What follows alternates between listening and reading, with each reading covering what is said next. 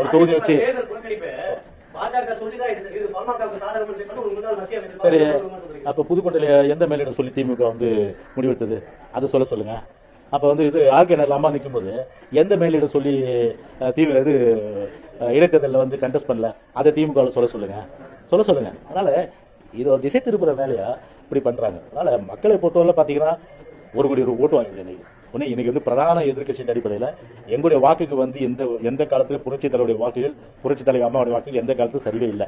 எனவே இன்னைக்கும் சரி நாளைக்கும் சரி. இன்னைக்கு வந்து பாத்தீங்கன்னா இப்போ திமுக வந்து அந்த காலகட்டத்தில் 19 காலகட்டத்தில் வந்து இப்போ பார்க்கும்போது சரி, சட்டமன்ற தேர்தலில் எங்களுக்கு அவங்களுக்கு பெரிய வித்தியாசம் கிடையாது.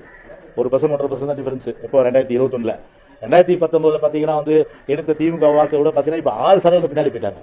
அப்ப 6% பின்னாடி போன திமுக 1% அளவுக்கு போன வாக்குகளை விட நாங்க இப்ப வாங்கினோம். அது வந்து முன்னேற்றமா இல்ல திமுக முன்னேற்றமா?